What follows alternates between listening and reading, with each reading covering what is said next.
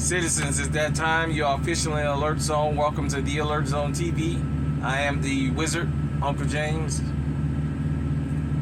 I would love for you to become an active citizen, and you can do that by hitting the subscribe button and the bell so you can be notified when I fire your content, giving the video a like, sharing. If you're 18 years of age or older, please practice your Second Amendment rights. It is not illegal under the Constitution. Let's get on into it. We got something we need to talk about. First off, happy late Memorial Day. I want to say thank you to all the service people out there, past and present and future. I just had a lot going on this weekend and I just couldn't get to do this, but we're going to talk about something. And yeah, as you know, here in the Alert Zone, sometimes these truths be uncomfortable, but we got to face them. When I started this channel,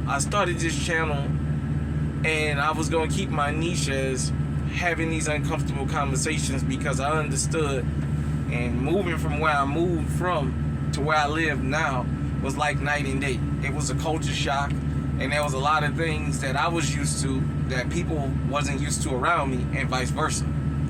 So that's kind of how I wanted to keep the show, because I always think about people that's new to firearms and people that live in areas where they may not have to deal with certain things. For instance, I grew up in an all-black neighborhood. There's people that grew up in all white neighborhoods. People that grew up in all Asian neighborhoods, and so on and so forth. So you only kind of know to an extent firsthand what goes on around you, but you don't always know the broader spectrum. And I got a chance to see that, and I've always loved firearms. Just since a kid, I always loved firearms. And as I got older, I started kind of learning the laws and stuff like that, you know, to the best of my ability. And I'm not going to tell you like I'm a scholar and I'm a law professor that I know all the gun laws, but I know how a lot of these laws are written, and I know what a lot of these laws are meant for, but we got to talk about enforcement. Because the law is written a certain way doesn't mean it's going to be enforced that way. And what am I talking about? Down in Florida, the Travis Rudolph case. For those of you who don't know, there was a former football player by the name of Travis Rudolph that played for the New York Giants. I'm not sure if this incident got him cut from the team or what the deal is. I didn't get the backstory on that, but he's on trial for murder right now. And when I heard the details, I couldn't help but say to myself, wait a minute. This is Florida. Not only a state where you can stand your ground, but you can run your ground in Florida. George Zimmerman, Trayvon Martin, kid ran from him and he chased him down and he got away with stand your ground.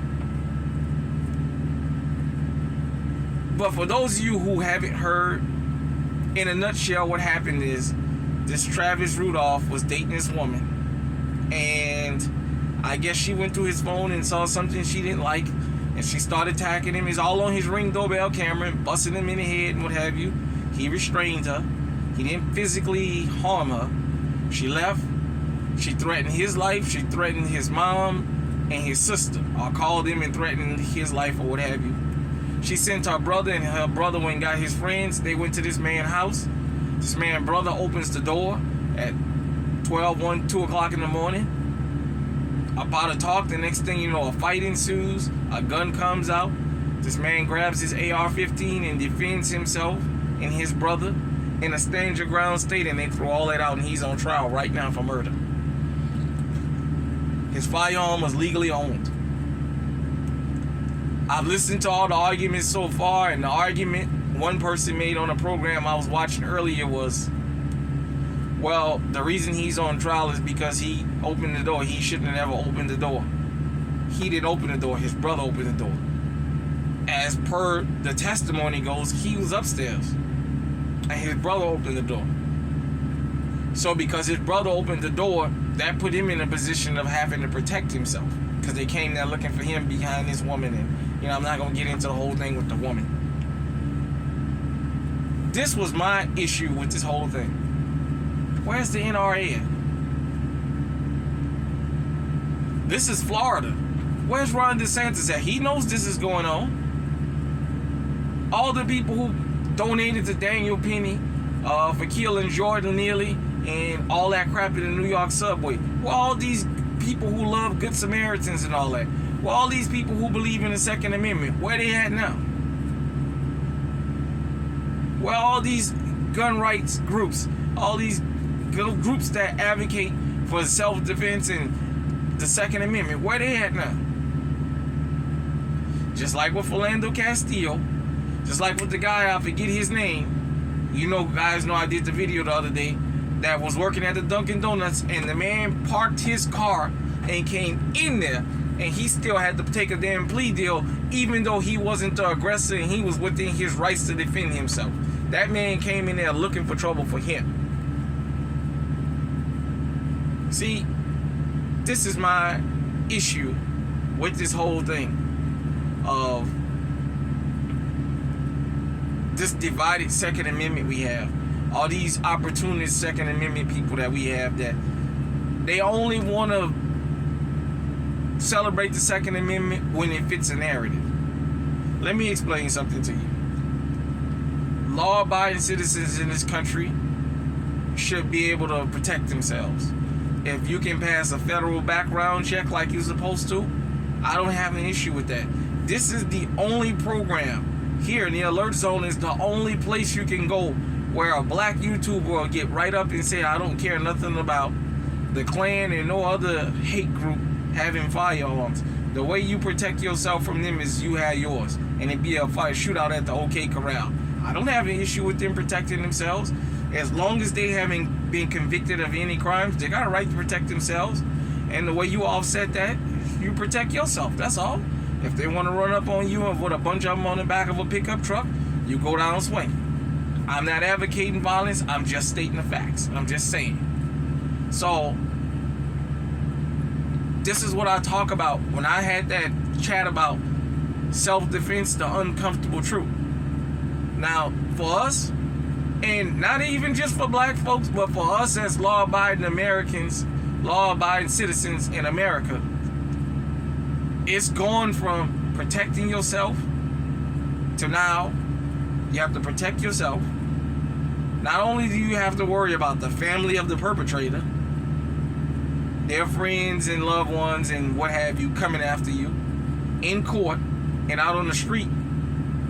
Now you got to worry about if you're going to go to prison for defending yourself. And I mean defending yourself. I don't mean going to be the aggressor like the one dude did in the parking lot down there in Florida.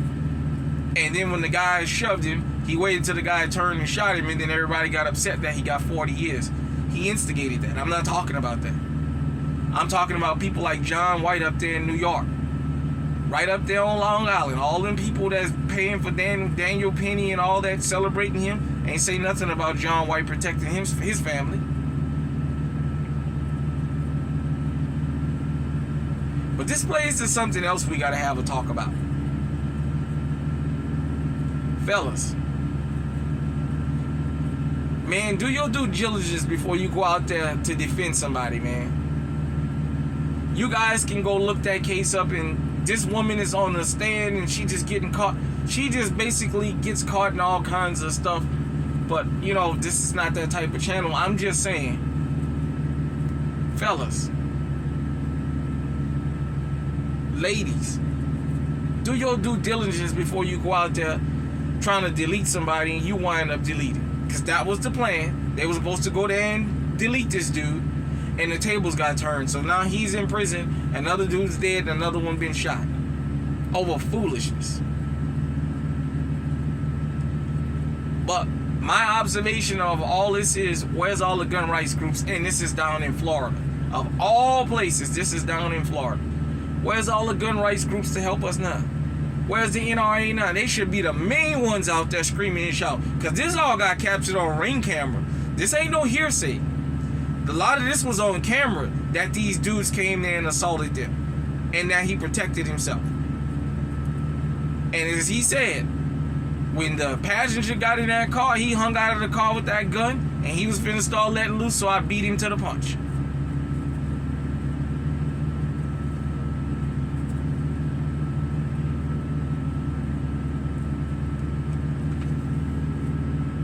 You guys don't understand the ridicule I put up with offline.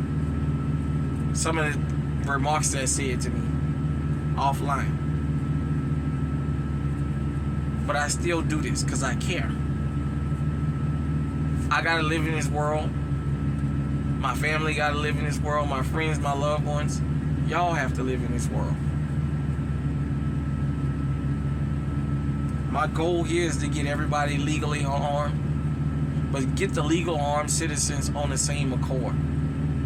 We can have racial, ethnic, religious, political. We can have all kinds of differences and different stances and takes on things.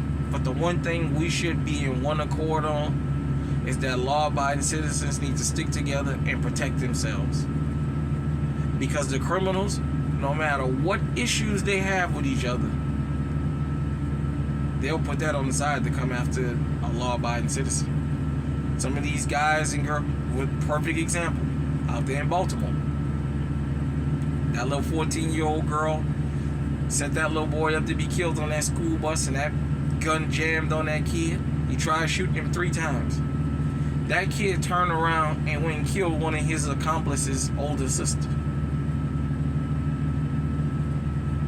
So don't think all these criminals that's out here robbing and killing and stealing together like each other.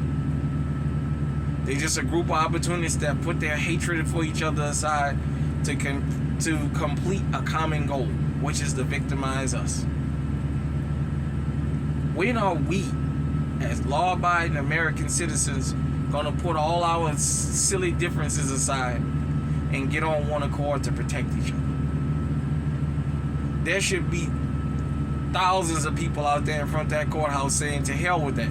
If you convict him, we coming in there and get him. There's no way he should be convicted of defending himself. Because you may think it doesn't affect you now until the shit shows up at your door. This guy didn't ask for this fight. He didn't ask for that. He never threatened that woman. He didn't ask for that. It was brought to him. And now there's a possibility he's going to lose his freedom. Don't never say what won't happen to you. People in Beverly Hills thought they'd never be robbed wearing $500,000 and $600,000 watches with no jewels in it, but it's happening. Bel Air, Brentwood, Beverly Hills, Soho, all around the country you got multi-million-dollar neighborhoods where people being robbed. Now, part of it, I think, is inside job, but you're having home invasions and home burglaries. When are we, the law-abiding citizens, going to say enough is enough? Because, as I said, don't think it can't happen to you.